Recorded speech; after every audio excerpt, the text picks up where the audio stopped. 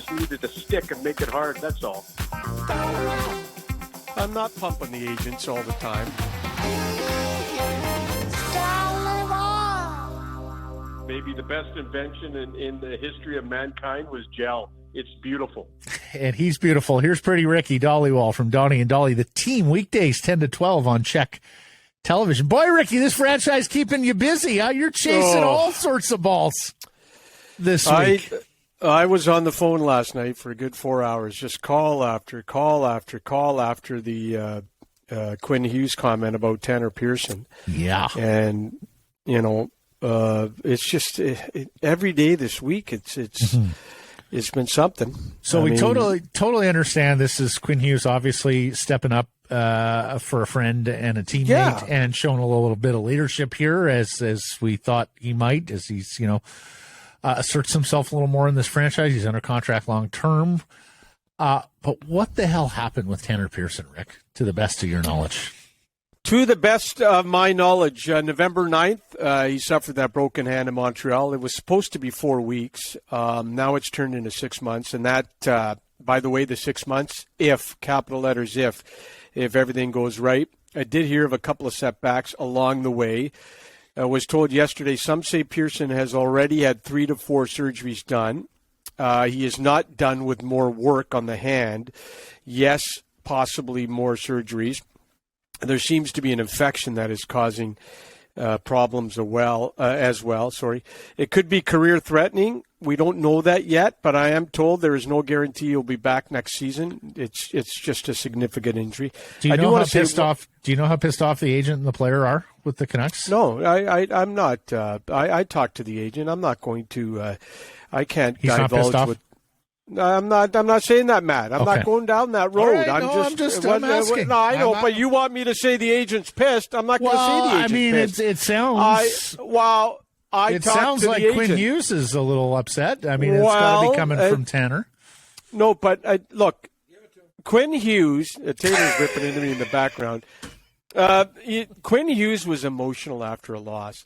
When he defended Tanner the way he did, doesn't it tell you something? That Tanner and him are close. That's what friends do, Matt.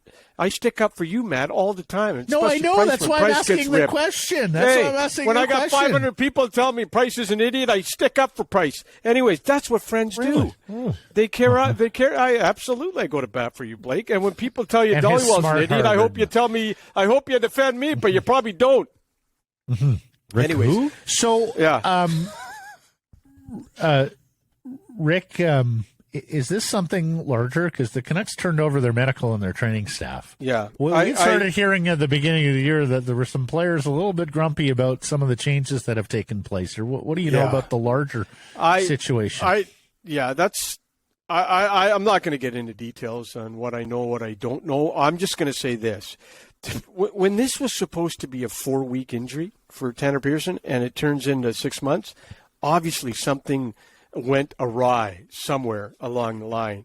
And now Pearson's the poor guy's stuck.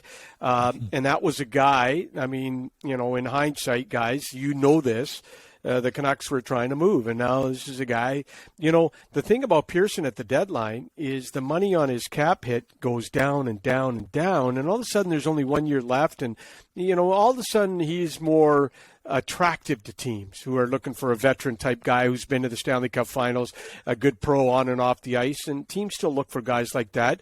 There's no question. But now all of a sudden, you got to take Tanner Pearson. Now the flip side is Pearson and obviously Tucker Pullman are in tough to play this year. That's going to help the Canucks out with a little bit possible more money at the trade deadline with injuries, LTIR, right. And you can, look at it that way if you want that as well. Look, I'm not going to get into how the Canucks do their medical. I'm not there. I don't know it. I'm just saying to you, the common logic tells you that if it was supposed to be 4 weeks and now it's 6 months, something went wrong. There is a history of this, though, in the NHL, guys. Dave Babbage sued the Philadelphia Flyers. Hey. Got a $1.37 million settlement there. I mean, this stuff happens in sports. Well, hold it a second. Chris Tanev.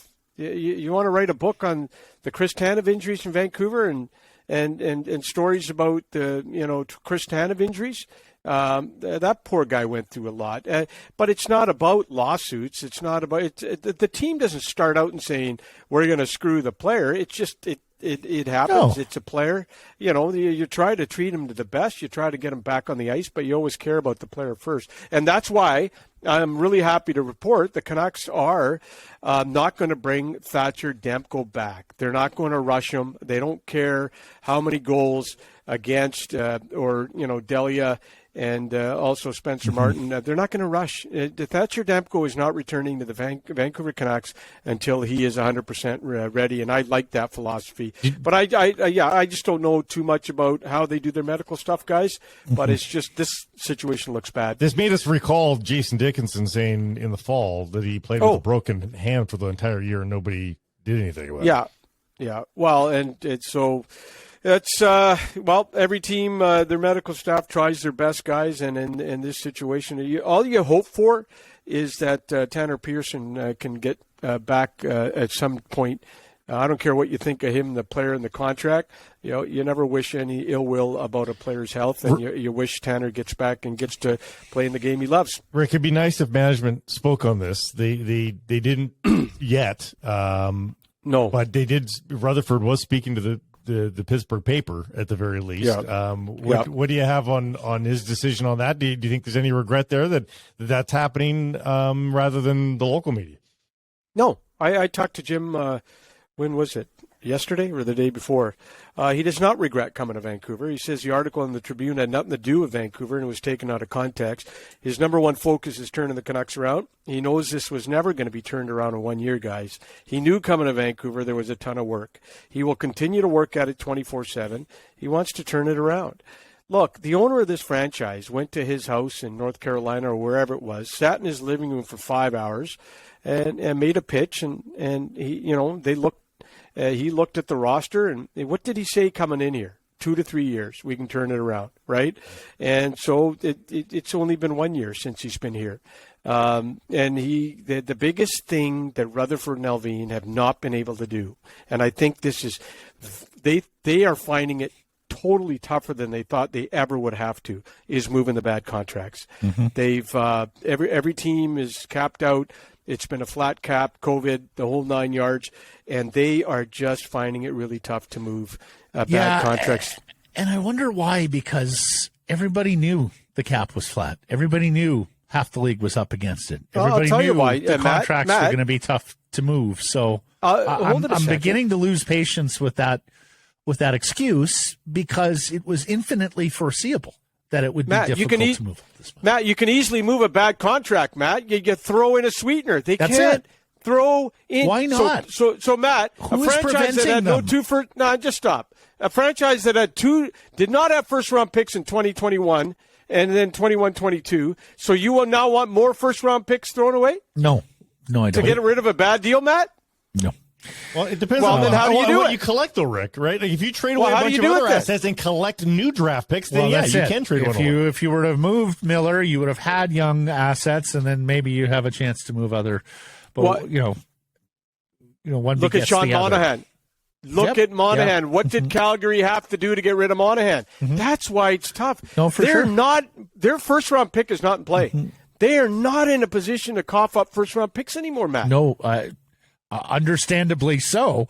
Of course, I'd love to hear they're in the business of collecting draft picks as well, not just on the not just debating why it's whether to send one out. Any chance they fire Boudreau coming out of this midseason meeting in Florida? Any chance that there's a new coach here next week or even later in the month when they have the bye? Yeah, I think, Matt, you nailed it. Later in the month is what most people are hearing, but I heard Rick Tocchet's name last weekend, and they are talking to him. And I just think that if something happens, you never do it on the road. I don't think they want to do it on the road. But most people you talk to in the industry are thinking 2-3 weeks away. But who knows? It's their decision, and I believe the Canucks have talked to some other high-profile coaches as well. Hey, it's no different, guys, than the process last year when Bruce Boudreau ended up here replacing Travis Green. If you're going to have a coaching change, I know people are surprised, oh my God, they're talking to Rick Tocchet. Well, if you're going to make a change, you have to talk to someone. You can't just wake up on a Tuesday morning, fire the coach, and get a new guy ready to go. It just doesn't. And here's the other one, Tocchet. Tocchet's working at a TV station. Someone told me he's got to give a 4-week notice to TNT or something to that effect. So it's a process. It takes time. And if they do, capital letters, if they make a coaching change, I think we've always stated before the All-Star break or around that area. So it's a tough. Travis Green went through it last year. You don't think Travis, before he got fired, went to sleep at night thinking, you know what, I'm probably done? You know, it's a tough business. Yeah. Can you answer me this? Yep. Rick Tocchet is a below 500 coach with 2 basket case franchises and won 1 playoff series in the bubble. Yeah. What do they see in him? I'll tell you what they see in him. What did I tell you guys all the way? Familiarity. A person they trust. Rick Tocchet was an assistant on 2 Stanley Cup champion teams in Pittsburgh, who the general manager was a guy named Jim Rutherford. It's trust. It's familiarity, you know, and they trust him, you know. His defensive record, goals against, wasn't super duper bad in Arizona. I mean, look what he had to work with. He did get him in the playoffs 1 out of 4 years. But once. Hockey people only hire people, and it's no different than people in our industry. Someone runs a radio station or a TV station, you hire people you trust. You know, you might have run into them in the past, but there is a belief and there is a familiarity, and you know that they know this guy inside out. Let's hope it differs this way, in that management does hire him, not the owner, right? Because management's meeting this week here, Ricky. They've got still all these UFA players on the docket. They haven't traded them away yet. Do you think they come up with a game plan on Kuzmenko and Horvat right now, or do you think they've had the game plan all along, nothing's going to change? Yeah, great question, Blake. So here's the thing on Horvat. I don't think they've talked since early December the last time. If the Canucks are in the mid-6s with their last offer, which a lot of people think they are, that's not good enough. This player's going to get $7 to $8 million on the market. You never say never. One thing we did learn as a media group in this market is when JT Miller signed, it just blew everyone away. We didn't see that coming, right? So, but I will say lots of work to do before the Horvat signing. They are listening to offers. Someone told me today Nashville has called, and they'll go from there. As of now, I do not believe the Canucks will give his agent Pat Morris permission to talk to teams. As of now, I'm not hearing they've set up a meeting with Horvat, his agent Pat Morris, who's in town on the 24th. So, look, in a perfect world, obviously you want Bo Horvat, but I believe the Canucks' last offer, they went to a number that puts them over the cap, and it's just a cap-related issue. Of course they want Bo Horvat back, but he's also on a heater this year, 29 goals. He might have outpriced himself in Vancouver. They'll try, obviously. Every day they talk about finding ways to get Bo done, but it's just going to be tough. But never say never. But right now, a lot of work to do on Bo, and then the other thing is they got to get back to the negotiating table, and the trade deadline's not too far away. Okay. Marvelous stuff, Ricky. Remember, there's no try, though. Do or do not. Yeah, exactly. We know you got to run. You got more? Oh. Okay. Well, give us Kuzmenko. No. Tell us what you want to tell us, because I'm just trying to facilitate. I know you got an appointment. I thought you said, I thought you were cutting me off. Okay, anyways, no. I just want to get this in. Kuzmenko and Schenn are getting the most calls right now, simply because of their low salaries. They can fit on almost any team. Kuzmenko, Canucks are going to call his agent in the next week or two. Small sample size of games played with his negotiation makes it tough. If they trade Kuzmenko, obviously the Canucks would like a first or a second rounder in return. Will the Canucks go as high as $6 million a year? Time will tell. Schenn, I checked in on earlier this week, no contract talks with him. They obviously love him a lot, but you might get a good return on him. The other thing I want to tell you guys, Canucks are investigating all players who are available out around the NHL. They've looked into right shot D, Matt Dumba out of Minnesota, Alex Lafreniere. I'm pretty sure they'll check in on Ivan Provorov. They're checking on all players around the league, guys.